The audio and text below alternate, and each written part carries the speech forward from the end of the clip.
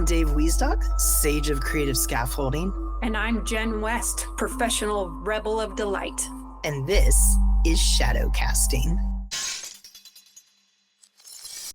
What is up, everybody? Welcome to another episode of Shadow Casting. Today we are on our next to last tool. That's correct. Can you believe it? We're last two tools. We are in the home stretch of this amazing series that we've been doing called Play Mindset. And today we're going to look at moving from dwelling on the past to trusting the process through the lens of vision. But before we get there, I thought we would spend a minute and, like we've been doing in our previous episodes, just recap what we've been talking about, where we've been, and so that way it can paint a picture if you're just jumping in now to understand where we're going in this episode. And if you haven't listened to our previous episodes, be sure to check in the show notes. I'm sure we'll put them in there of our previous episodes where we discuss the other tools and qualities that we've been developing along the way. So to start with, the play mindset came to Jen when she was learning about James Carse's Infinite Game. And the idea is that play is an acronym. So this mindset stands for a practice that shines a light on actions that support you. And the idea is that as you practice these actions, as you support yourself, you are moving from one sort of cycle to another. And these two cycles that we've been talking about are the survival cycle and the fulfillment cycle. And you can be in different cycles in different parts of your life. So maybe you're in the fulfillment cycle with your relationship with your spouse and your family, and maybe you're in the survival cycle at work, or vice versa.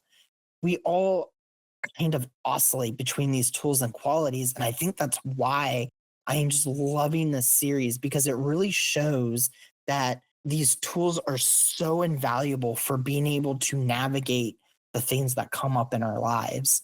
And so the idea here is that for the survival cycle, these are times when we are, I'll say, giving into our more base instincts. It's when we are reactionary.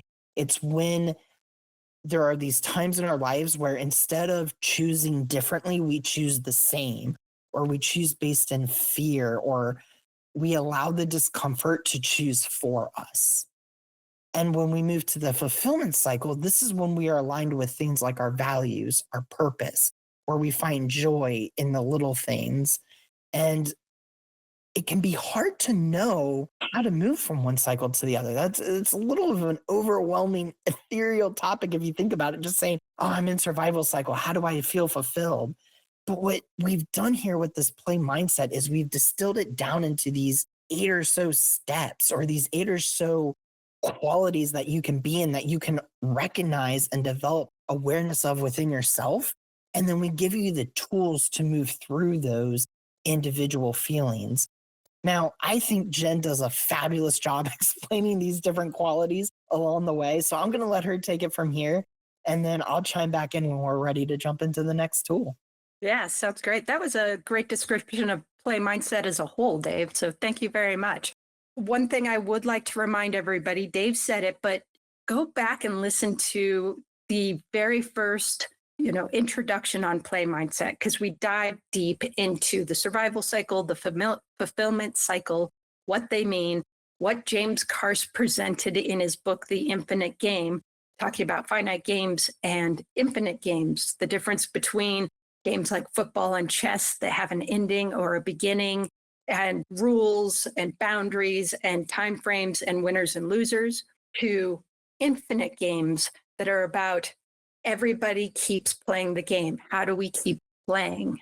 And boundaries can change and rules can modify and players come and go. But the whole point is, how do we keep playing the game? And that's where play mindset really gets its energy, and that's where fulfillment happens.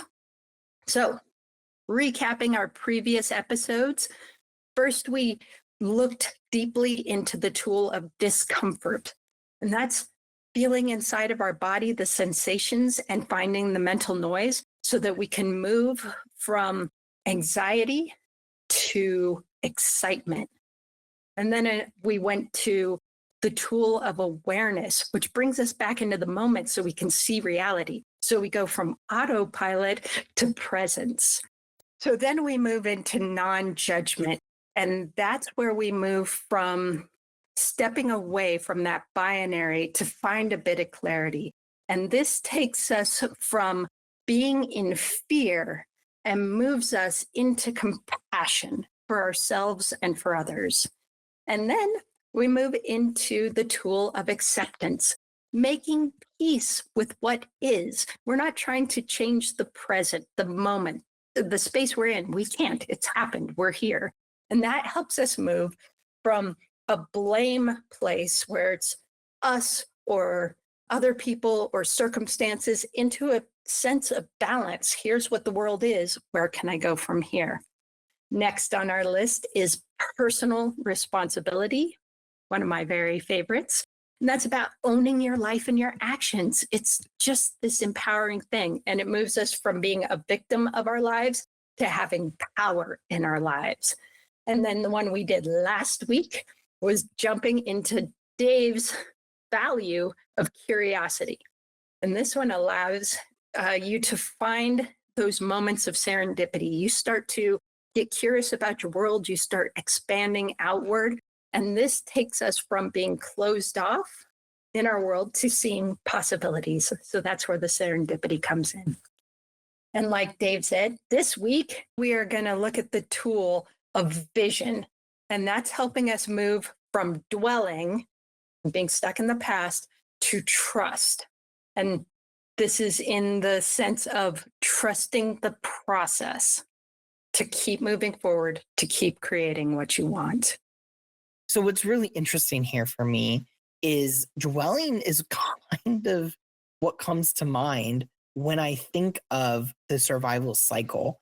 And maybe because for myself, that's where I've spent some time in my own survival cycle.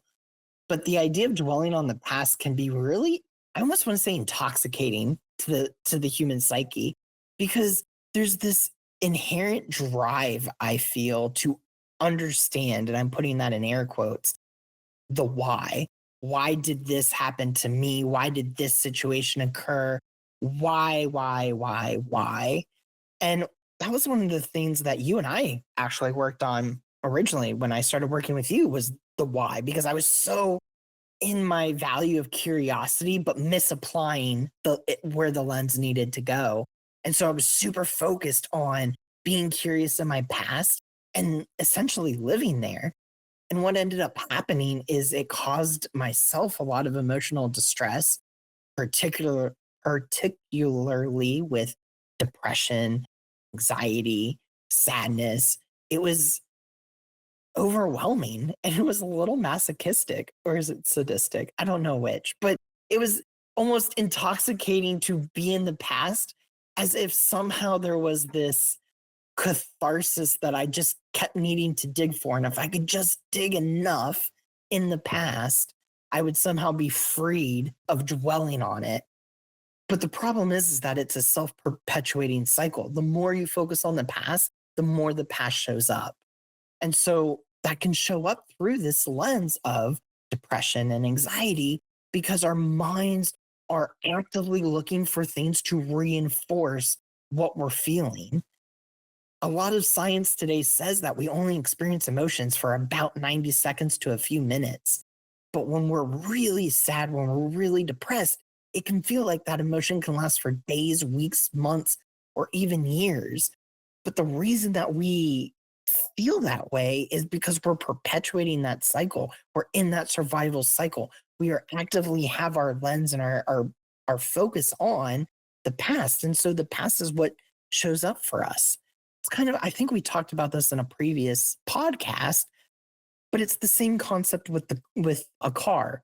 If you're driving down the road and you're actively talking about a Toyota Corolla, all of a sudden on the road you're seeing all these Toyota Corollas. It's crazy, but it's actually like a biological phenomenon in us, that when we start talking about something, it's not necessarily that it just starts showing up everywhere, but it's that's where our focus is. So that's what we are more attuned to seeing.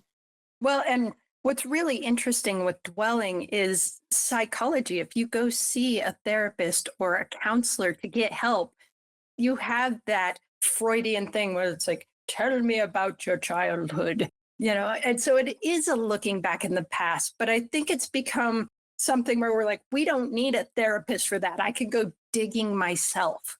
And when you do it in therapy, if you have a good therapist, they aren't letting you stay there. They're actually finding the nugget and helping you move on.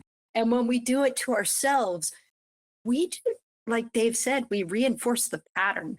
We start to build more of that into us, and our past becomes our future. And so we dwell and we think we can find the answer. And if we could just find that one thing that happened to us with that friend that yelled at us or something, or that one time my aunt told me I'm not good enough, everything will unfold and I'll be healthy. And it doesn't happen that way. Then you start thinking about every time somebody said that you weren't nice. It never fixes it. It just makes you feel worse about yourself. Yes. Oh, that's actually a great point. So dwelling on the past leads to generalizations. This happened to me, therefore it will always happen to me, kind of generalization. And in my mind, what's really happening is it's impairing your ability to focus. Because I think as human beings, it's damn near impossible to not look at anything through some sort of lens. I think the power of the play mindset is you being an active participant in which lens you want to view the world. And so what happens is when we're dwelling on the past, it impairs our ability to function presently, to be present in our reality. You hear it all the time in sort of the new age spiritual world too, when they talk about manifesting and abundance and the law of attraction. If your entire quote unquote nervous or energy system, for example, whether you believe it or not, is in disarray and unaligned from your values, from your purpose, and you're just sitting there going, why am I not making money? Well, it's that same kind of concept. You're not looking for the opportunities that are making you money because you're still looking at the past. And I don't want to bemoan or demean the work of looking in the past. Like Jen was kind of getting at, there is value in that. It's when we dwell in it, it's when it becomes overwhelming to our senses, when it is how we view everything. When you go to another job, let's say I talked about this in a previous podcast, as I am in my own job search right now, dwelling on the past would be me allowing my past experiences at a company affect the type of jobs and the way that I'm looking at jobs now or what I'm applying for. And so I can either be in the survival cycle of I need to avoid X, Y, and Z, again, dwelling in the past and allowing the past to affect my decisions, or I can say, okay, that happened. Step teasing a little bit of the tool of vision. What do I want my next job career to look like? Okay, where can I go and create that? Because then I'm functioning from something that is motivating me. And that's the problem, is that when we dwell on the past, it's really unmotivating or demotivating. And it's hard to feel things like joy and abundance and to attract the things we want in our life, because we feel that in order to receive those things, we have to do something with what's happened to us. And that's where I think the misnomer happens. It's not that you can't find value in looking at your past. It's when you dwell on it and allow it to sap you from being present and attracting the things you do want. And I find that dwelling sucks you back into the survival cycle for many of the pieces. So you go back into anxiety, you can go back into fear, you can go into blame, you become the victim again. So dwelling puts you in that space in so many different contexts instead of being able to sit and be like, this is where it is. Don't know all of why that happened. And here's the thing. So there is a difference between going back through your past and seeing what led up to where you are and dwelling on that it happened, or trying to rewrite history for yourself. Like, if that one thing hadn't happened, my entire life would be better. That's when it gets dangerous. So it's a difference between reflecting and learning lessons and applying them to the future versus just over and over and over. And you can tell if you're doing this because if the topic comes up, you can go for an hour on it. Let's say it's a relationship. Oh, and that person did this to me and they did this to me. And why did I stay? And I made this stupid decision here. And then I let that person back into my life when I broke up to him. And it just repeated the cycle. And I'm so stupid for doing that. And then he was mean again. And then I shut down my friends because they said he was bad. And I knew I could fix him. Just this story. And if that happens every time the topic of that particular ex comes up, it's stuck in you. It's dwelling. You haven't let that be what it is and gone into your new life completely. It's still stuck there and it still wants to come up and be like the drama of your life. So if you find that you could totally go into a story about something, it's still something that maybe you do need to see a therapist for. Like there's something that needs to be cleaned up. And that's what we're trying to avoid here. That's what we're learning how to do. And sometimes it just becomes habit.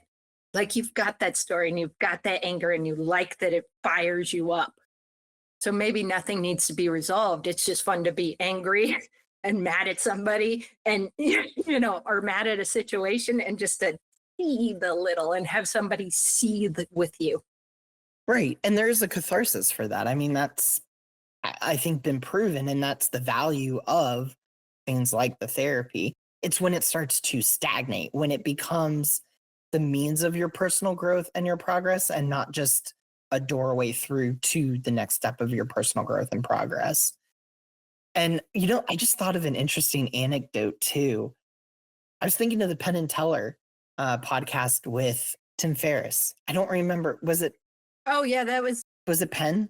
Yeah, it was Penn Jillette. Yeah. Penn Oh Jillette, my God. Tim Ferriss, Penn Jillette. Such a good podcast. Such a So great good. podcast. And one of the things that he discusses in the podcast that you and I bring up a lot actually is he discusses how every day he makes a little note about what happened that day or some memories that he wanted to write down. And what he's done over time is, let's say today is August 30th, for example, he would go back to August 30th of previous years. And if he was still talking or dealing with a similar issue, and correct me if I'm wrong, he would make like a commitment basically to address that then and to move forward through it. Because what he would realize in using the lens of this play mindset is that he was still dwelling on the past. If it was still something that he was dwelling on a year ago, well, chances are it's still not happening every day through that year. What he was noticing is that it was something in the past that he wasn't letting go of. And so he was noticing that stagnating energy. And I think that that's really powerful because he's kind of using that vision tool that we keep teasing. And so for me, when I look at dwelling on the past, that is my measurement. It's my idea of how long have I been dwelling on this? And if I am still dwelling on it, where am I at with it? Is it something that I'm just using as sort of my own stick to beat myself up with? Because as a type 1, I'm very like hypercritical and I am my inner critic. And so my inner critic loves to use the past as a way to make myself judge myself basically and stagnate my own growth. And so I have to recognize where that dwelling shows up and how to address that. Because what happens is it leads to this negative self-perception of myself. Because if it is my inner critic, then I start going into self-blame and shame and guilt and feeling like a failure and the woe is me and that victimish mindset. And that's not helpful.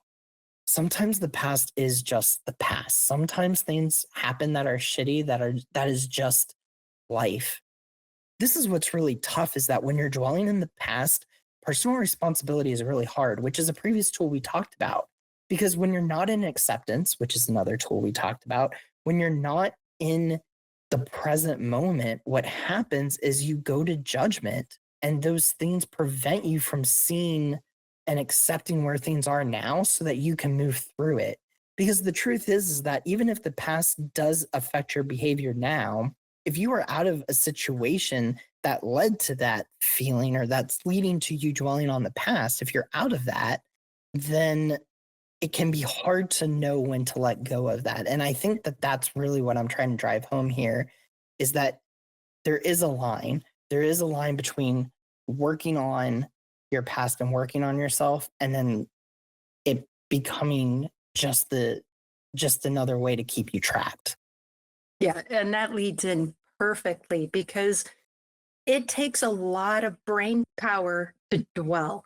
And the mind and the ego thinks it's getting something done, and it's not. It's avoiding becoming your better self. It's avoiding moving forward. It's avoiding trying something new. It's avoiding having different experiences possibly. And the dwelling feels like you're getting something done. You're doing all this flashback and looking and digging and mining. It's work and it feels productive and it doesn't change your life at all. And you're still in the same cycle and you're still having the same life. And so on the opposite end of dwelling is trusting the process. And this is when you're starting to decide on a life and you're taking steps.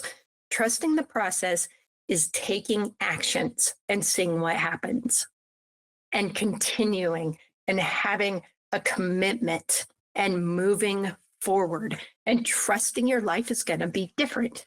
It may not be exactly the thing that you're envisioning, but it will be different. You will learn from it, you will grow from it. And if you're consistent and you keep trusting, you will see an outcome.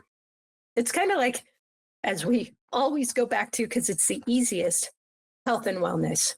If you go to the gym and you work out, you can work out for weeks and feel like nothing's changing, nothing at all. And you have to trust the process. You have to trust that if you keep lifting weights and you keep following the plan, your body will change. But it doesn't happen in an instant, and there isn't a day that it says it's going to happen. Yeah, so this podcast is going to be Simon Sinek heavy because he's amazing at this particular stuff. And one time he talked about, what does it mean to have somebody fall in love with you? What are the actual steps? What's the metric that somebody's in love with you? He's like, you can't say. There's a process. At some point it happens. So you give the flowers and you give compliments and you show respect. And over time, that can blossom into love. And it's not because you gave flowers 5 times with a metric. It's because you kept the consistency of showing respect and love and interest in another person that something else blossoms. And that's what trusting the process is all about. What comes to mind for me with trusting the process is my own priority of the year, which was refined surrender. We've talked about how that has morphed into trust. And I find that as I am continuing to finish up this year with it, just to tease a little, is what you have here about trusting the process, which is it's not just this passive throw the hands up in the air. Okay, I'm trusting the process. Bring it to me. You know, my arms are open. I'm ready for all the money, the windfall, the joy, the fulfillment cycle. Like, that's not really how it works. There is an active engagement and intentional knowing with this. And that's what I have learned with my refined surrender is that it's not just surrender, but that is almost the doorway through to trusting the process. But then that's when the real work begins. And so I think that's why this gets a misnomer is that everyone thinks that the work is dwelling in the past when really that's just kind of clearing up the weeds and the dead grass and making the soil fertile again. But trusting the process isn't just, okay, I cleared away the yard, now everything's going to grow. No, trusting the process is going, okay, now I need to plant the seeds that I do want to cultivate. I need to plant the seeds for the things that I do want to progress in intentionally, and then trusting that those things will grow in the soil. That's where trusting the process comes in. And so there really is a huge active thing here. And it requires some of the hardest, in my opinion, some of the hardest skills that I've had to develop with things like patience, perseverance, recognizing that in order to get to the goal that I want, that it requires this willingness to continue moving, even if it's completely in the unknown for me.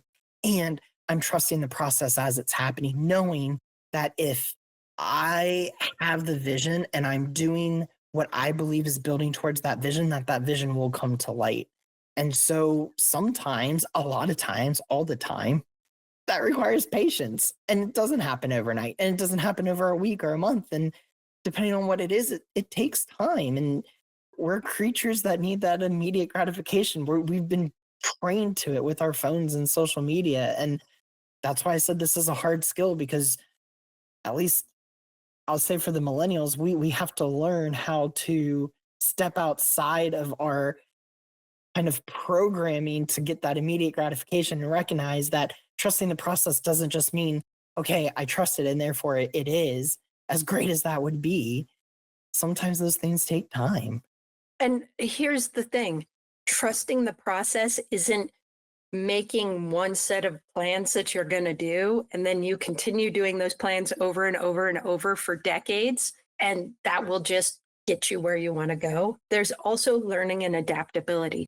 That's why that example of Penn from Penn and Teller having a journal that he kept every day for like 20 years, where he could go back and look and be like, I'm still stuck here. I need to iterate. I need to change. I need to adapt. And trusting the process is a quality. It's not something you teach yourself, it's something that develops inside your being when you start using the tool of vision. But there's that iteration. So you don't want to lose the iteration. You need to see where you are after a certain amount of time and then make slight changes, modifications, so that you're still consistent, you're still committed, you're still persevering, and you're iterating. You're taking it to the next place. Yeah, I really, it was just so profound hearing it the first time when I was listening to that podcast, because what it highlighted for me is my own time deafness, I guess. It's when we are in it from day to day and moment to moment, it sometimes might not feel like we've been dwelling on it that long, but then 3 months pass, a year passes, and you're like, wait a minute, I'm still talking. Like, and it almost brings a little humor to it. It's like, oh my God, I'm still focused on this. Like, this was a year ago. This was 3 years ago. Why am I still reminiscing on this or ruminating or dwelling on it? And I don't know. I think that that's a really great tool, which is why I wanted to bring it up. I think that that is an insight or a way into using vision to move from dwelling in the past to trusting process. One of the other things that I wanted to bring up real quick on this before we move to vision is this perfectionistic mindset, just because, again, that chimes in my mind. And this is about consistency, not perfection. It's not that you do it right every single time and that you start building this.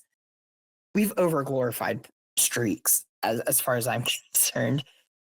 There is benefit to being consistent, but it's the consistency with intention and with action. You can meditate every day for 60 days or 90 days or 3 years, but what's your intention on day one versus day 30 versus year three, right? Are you growing as a meditator, for example? If you're doing the same basic breathing meditation that you were doing on day one on year three, where's your vision at? What process are you trusting? What are you still holding on to at that point? And where are you not adapting? We talked about adapting here too. So I really believe that there's a practical and actionable component to this. And as Jen said, it's in service of that vision and building that character. So let's talk about vision. Yeah. So as we move into vision, this isn't a goal. So it's not, I want to lose 50 pounds. It's not that kind of vision. It's a vision of idealism. It's kind of like when you think about America and your life, liberty, and the pursuit of happiness. That kind of vision, something that's maybe we haven't reached and we may not reach, but it's something we're going to, a sense of character that we're building or a project that we're working on to make things better. Something that's way out there that inspires, that brings action that you can keep growing towards. And then goals are processes along the way. So when we're talking about vision, it's that big thing, it's that ideal. When you think about your character and how you want to be in the world. You think about somebody who's like really awesome, maybe a fictional character, because then they can have all those ideals when you slowly move to it. And that's how you iterate. That's how you can trust the process. Are you getting closer? Are you getting closer to that way of living your life? Maybe it is health and wellness and being able to do backflips. you know, maybe you've decided there's an ideal to be a Jedi. And what are Jedi? I mean, they're calm and they're reliable and they're in service to others, but they do this deep meditation and they have their fitness. They're incredibly healthy and they're spiritual beings and they care about the universe. That's a huge ideal. That's a big lift. And then you start making those little iterations and you trust the process that you're going towards that. That's the crazy thing that Dave just brought up was our priority of the year. That entire tool is trusting the process because all you start out with is a word. And if you keep it in your focus all year long, the meaning of it changes and you learn so much about yourself over the course of the year. And it's just a word, but you trust that if you keep it in your focus through your daily life, in your relationships, in your work, in your private life, in your exercise, that different stuff is going to percolate out of you and you're going to learn something. And so that holds it all. That is the vision and trusting the process. And if you've done the priority with us this year, you're seeing it. And it always blows my mind. I'm always like, how did I get here with that? It's really interesting because doesn't Simon Sinek define vision as like the ability to see that which cannot be seen? Yeah, he does. It was crazy to me is I thought about the priority through that lens too, right? You're so right. When I picked refined surrender as my priority for the year, I was seeing something that I couldn't see. I had the idea, the essence, the energy. It was coming to me through just my own work. A book definition or something. I honestly, the way that I was defining it in January is obviously way different than how I'm defining it 8-9 months later. Way different. And it's because I've trusted the process and allowed myself to be changed by the vision. That's the other thing. This is really interesting for our audience. This is my third, fourth year doing our yearly priority. Oh, maybe actually this is like my 5th year now that I'm thinking about it. But what's interesting is that in past years, it would change a little. I would change a little and I'd be like, okay, what's my next? Like this one really changed me. This one really forced me to trust a process and has really stretched me outside my comfort zone. And the crazy thing is that I don't think the tool has changed. I've changed the more I've used the tool. And that's why I think vision is so powerful. It's the ability to see that which cannot be seen. You are going to change. What you even envision yourself as a year from now is going to change. The idea is that you are finding and trusting the things that are changing you in a way that takes you outside your comfort zone and challenges who you are to be the best version of who you can be, to be in that fulfillment cycle.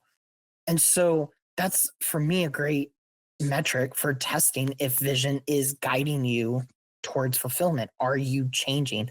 Are you finding ways in which you are being challenged? And are you stepping up to that? Because that takes a lot of courage and bravery.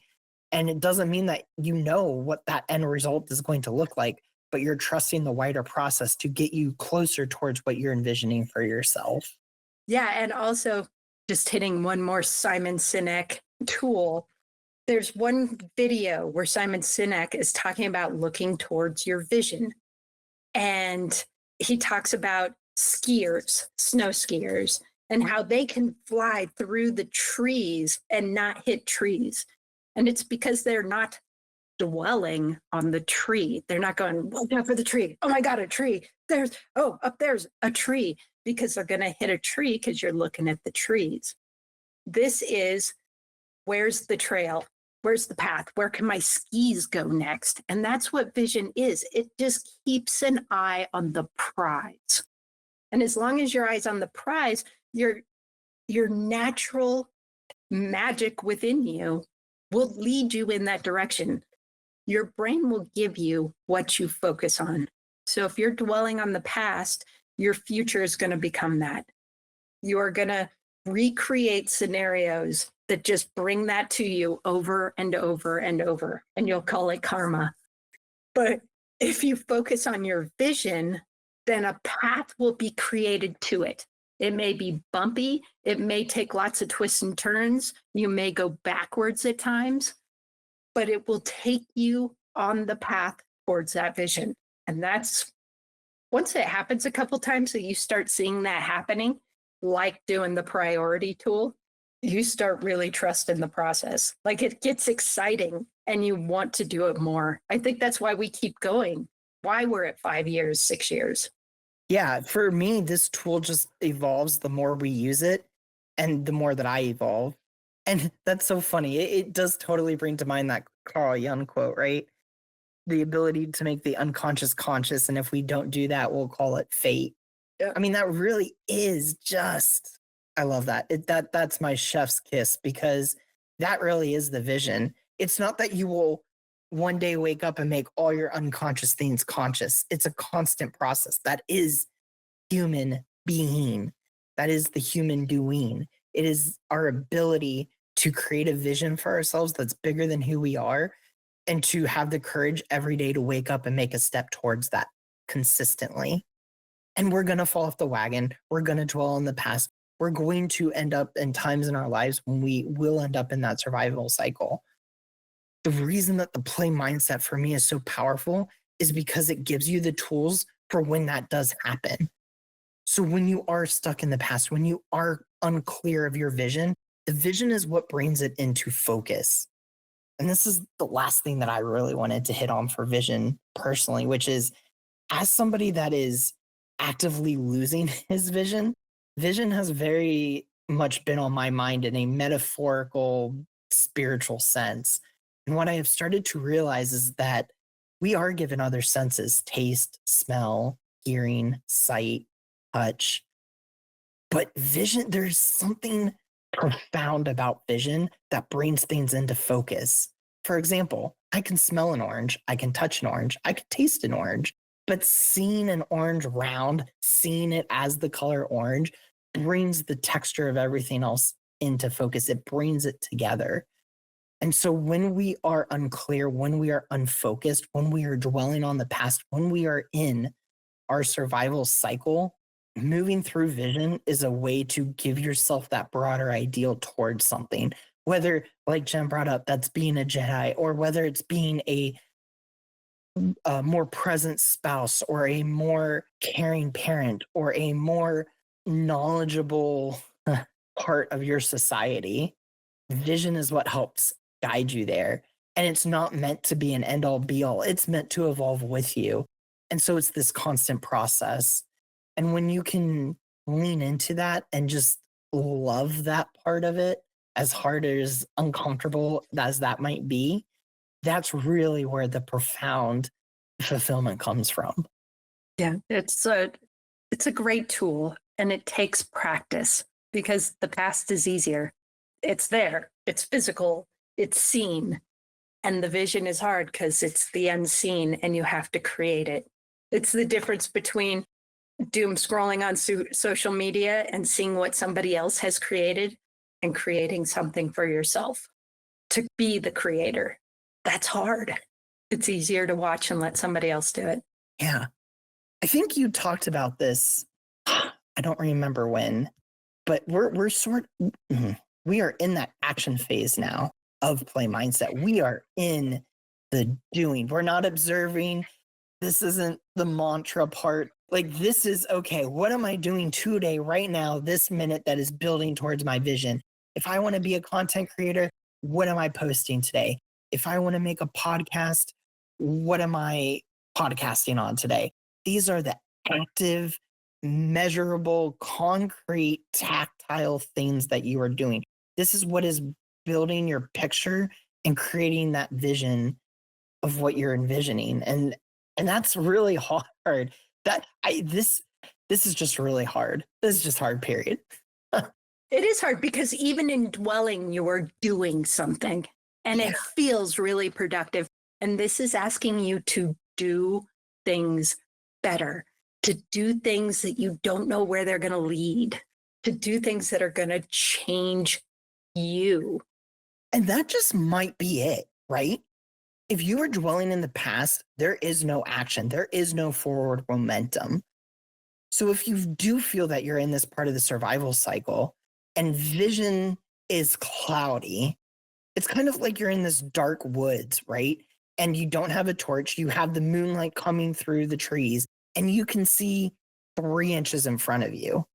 And people go, but I know that I know, and I've even gone, I know what's behind me. I know the path behind me. It's well trodden. Why don't I just turn around and look at and know what I already know? And that's just it. It's life Yeah. is about doing and going and moving forward. And Yeah. And maybe I need to practice back there a little bit more. I'll just go back and practice a little more instead of going out there. yeah, and it's easier to dwell in the past because it's bigger. You know, the more of that area is lit up. And so you feel just like you're saying that you can do more. When you can only see 3 inches in front of you, the doing is small, intentional, purposeful, and again requires some patience. And so it's that ability to trust, okay, I'm going to take a step forward. Okay, I'm going to take a step forward. Okay, I'm going to take a step forward over and over and over again. And that's challenging. And so I'm really excited to see how we tie all this together with our last tool and bring again that play is a practice. These are practices with actions. And as you practice this over time, that step forward becomes a little bit easier each and every time. And when you fall off the wayside, when you decide to turn around and look at the forest behind you, that's okay too, because sometimes that can be helpful. But just remember that that's not the way forward. That's just a moment in time. Yeah. So let's set out our challenge for the day. Let's start with you have to notice when you start to dwell. You have to notice it. So when you start to feel the energy rising because you're going back in time and rehashing something, stop. Go do something else. Whatever that is, break that pattern. And if you come back to it, maybe it's fresh. Maybe it's something that happened last week. Still, break the pattern and start building the vision. Start coming up with the place you want to go. Yeah, you start to feel that pull to the dwell. What's the antithesis of that? And just start, it'll help you break the pattern more because you won't get caught up in it. So that's my suggestion and invitation for this week. Pay attention, find the dwell, and start creating the vision. You don't have to trust the process yet. That's something that's cultivated over time by leaning into the vision side. That's why vision's the tool, because that you can create, that you can modify and mold, that you can take action off of. Yeah. And then trust the process as you take action towards that vision. Trust it. Keep going. And the key thing here is take an action, no matter how small, take an action. Take an action. Do something, even if it's just take a walk so that you stop dwelling. Yeah. So as always, make sure to like wherever you're listening, drop us a like wherever you're listening, subscribe to our podcasts. We love to hear from you guys. Drop us a comment. Let us know what you thought of this challenge, this podcast. Share us out to your friends and family. And as always, See ya.